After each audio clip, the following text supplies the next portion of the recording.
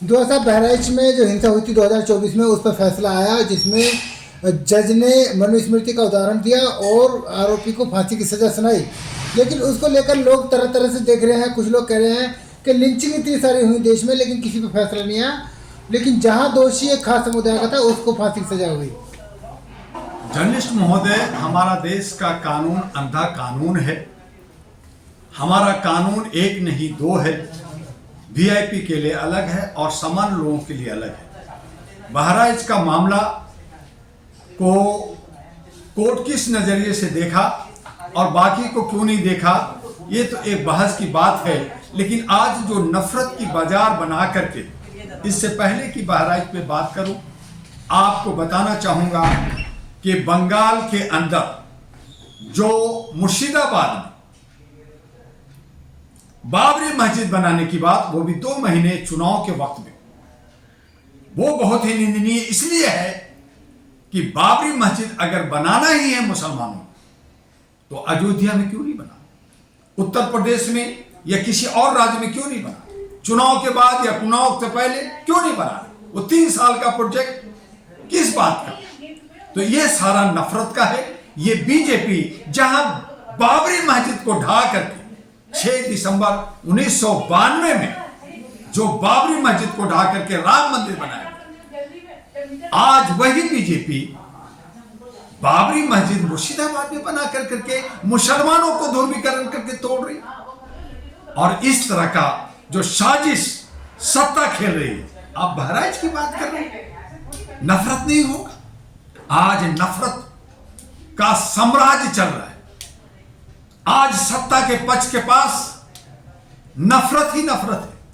हिंदू मुसलमान, भारत पाकिस्तान, ऊंच नीच, इसके अलावे इनके पास कोई मुद्दा नहीं। न रोटी का, न कपड़ा का, न मकान का, न रोजगार का, न शिक्षा का, न स्वास्थ्य का, न आर्थिक आजादी का। ये 1 मिनट में 2.5 लाख रुपया पार्लियामेंट के अंदर शीत युद्ध में बहस में लगाते हैं। 10-10 दिन तक वंदे मातरम की आवाज देते हैं। बहराइच के अंदर जो फैसला आया वो निंदनीय है। जो फैसला आया वो एक तरफा है। जो फैसला कोर्ट ने दिया वो कहीं ना कहीं दबाव और प्रेशर में है। और इसीलिए मोहम्मद मदनी ने कहा था कि आज court, supreme court, high court नहीं रहा। वो इशारे पे काम करती है और सब लोग मान रहे। आज झूठ को परोसा जा रहा है, सच को दबाया जा रहा है, हमारा हक अधिकार नहीं मिल रहा। और इस तरह से आप मौलाना मदनी के बयान का समर्थन करते हैं? क्यों नहीं समर्थन करें? उन्होंने कहा क्या दिया? उन्होंने यही कहा था ना कि सुप्रीम कोर्ट जो सुप्रीम होता है उसको संवैधानिक तरीके से काम करना चाहिए, संविधान को देखते हुए बिना किसी भेदभाव का काम करना चाहिए। अगर भेदभाव होगा तो फिर सुप्रीम किस बात का? अगर वो किसी की दबाव में, किसी के इशारे में काम करेगा तो सुप्रीम किस बात का? सुप्रीम के मतलब है निष्पक्ष। उन्होंने कहा मैं जिहादी, वो इसलिए कहा कि मैं संघर्ष कर रहा हूं।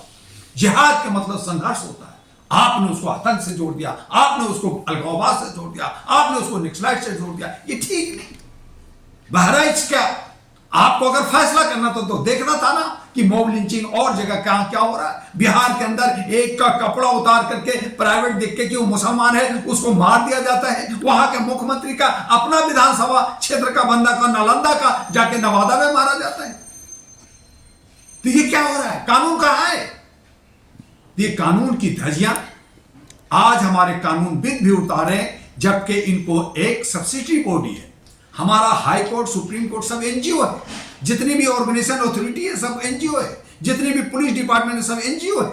जितने भी हमारे जो कार्यपालिका है वो सब नौकर है, सेवक है, सेवादार, और जो नौकरशाह है, जो विधायिका है वो हमारा सेवक और सेवादार चौकीदार है।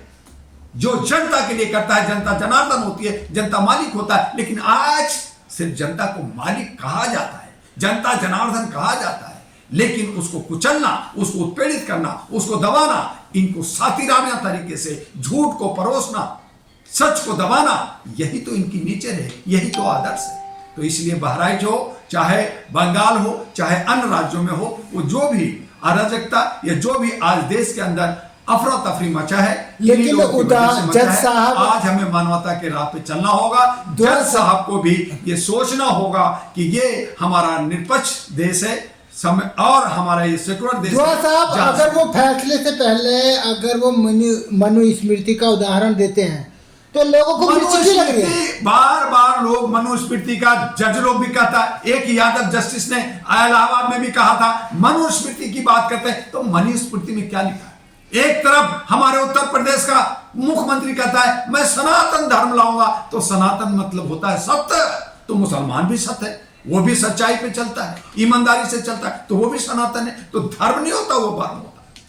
तो आप तय कर लीजिए कि सनातन राष्ट्र बनाओगे या हिंदू राष्ट्र बनाओगे। तो ये कहते हैं नहीं नहीं नहीं नहीं, मुझे सनातन राष्ट्र नहीं बनाना, मुझे हिंदू राष्ट्र बनाना, ताकि मैं गुलाम को गुलाम कर सकूं, क्षुद्र को हम और नीचे ले जा सके, बांट सके।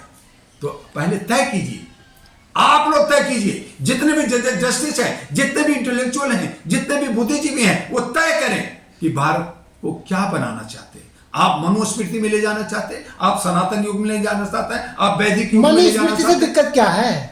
कोई दिक्कत नहीं है। लेकिन उस मनुस्मृति युग में जो जिसको सनातन एक वर्ण था, उसके अंदर महिलाओं के साथ शोषण होता था, उसके स्तन को काट दिया जाता था, उसके पीठ और गर्दन में जो है लोटा और झाड़ू लटकाया जाता था, उसके पहले बच्चों को मारता जाता था, उसको जो है गंगा में डाला जाता था। जो शादी होती थी क्षुद्रों का, उसको एक हफ्ते तक यही यूरेशियन ब्राह्मण अपने हवस का शिकार बनाते थे, रखते थे। और यूरेशियन किसे बोल रहे हैं? जब अंग्रेज बना, जिसको आप कहते हैं कि ये कहते हैं कि मैं ब्राह्मण हूं, मैं भारत का हूं, मैं हिंदू राष्ट्र बनाना, यही अंग्रेजों को कहा था। यूरेशियन किसे कह रहे हैं? यूरोशियन ब्राह्मण हूं, मैं विदेशी ब्राह्मण हूं, मैं टैक्स नहीं दूंगा। तो टैक्स देने से अंग्रेजों को मना किया था, जो ब्राह्मणों को नहीं दिया। आज ये कहते हैं कि मेरा देश। यही लोग जिन्होंने 52 साल तक झंडा नहीं फहराया, इन्होंने वंदे मातरम नहीं गाया, इन्होंने जन गण नहीं गाया, इन्होंने आजादी में कोई हिस्सा नहीं लिया, आज ये कहते हैं कि मैं ब्राह्मण हूं। आप जनता को बांट रहे हैं, आप हमारे पब्लिक को बांट रहे हैं, आप हमारे नागरिकता को छीनना चाहते हैं। और विदेशी आक्रमणता जो ब्राह्मण यूरेशियन है, वो भारत में राज करना चाहता है। और हम मतलब आपको ब्राह्मण तो विदेशी आक्रांता दिखता है, बाबर आपको घर का दिखता है। मैं नहीं मेरे भाई, ये दस्तावेज कहता है, ये सुप्रीम कोर्ट कहता है, ये ग्रंथ कहता है। और खुद ब्राह्मणों ने कहा अंग्रेजों से, पढ़िए तो जाकर के। अभी विकिपीडिया आ गया है, अभी गूगल आ गया है, जांच कीजिए, बाबर आपको ज्ञान हासिल कीजिए। उसने कहा कि मैं विदेशी ब्राह्मण हूं, मैं टैक्स नहीं दूंगा। वो आए थे यूरेशियन। आप बाबर को भारतीय नागरिक मानते हैं क्या? अरे बाबर कौन भाई, बराबर को लाने वाला कौन था? यही ब्राह्मण लोग थे, यही यूरेशियन ब्राह्मण थे, लाया था। और फिर तब बाबर ने कहा था, बाबरनामा पढ़िए, लिखा है हुमायूं का बेटा, उसने कहा था कि भारत में हिंदू ज्यादा रहते हैं, इनकी समान होनी चाहिए, कोई मंदिर को नहीं तोड़ेगा, कोई मंदिर पे उंगली नहीं उठाएगा, वही बाबर ने कहा था। और फिर मस्जिद अयोध्या में बना था, तो मस्जिद वहां की बात करो ना, बंगाल में बात क्यों कर रहे हो? सियासत क्यों कर रहे हो? चुनाव के वक्त में क्यों कर रहे हो? आप बीजेपी का एजेंडा की बता रहे हैं। और दूसरी बात है कि इस्लाम तो कहता है चाहे किसी के नाम से हो, वो इबादत घर होगा, हम जहां नमाज पढ़ते हैं वो हमारा साफ सुथरा होना चाहिए, कोई उसमें लिटिगेशन नहीं होना चाहिए, चाहे किसी के नाम हो, वो अल्लाह का एक इबादत गाह है जहां हम नमाज पढ़ते हैं। तो आपको मिर्ची लगती है, आप तो हिंदू मुस्लिम करते हैं, आप तो पाकिस्तान करते हैं, आप तो लड़ाना चाहते हैं, आप तो दबाना चाहते हैं। तो इस तरह का राष्ट्र कैसे बनेगा, इसको आप तोड़ रहे हैं, न कि जोड़ रहे हैं।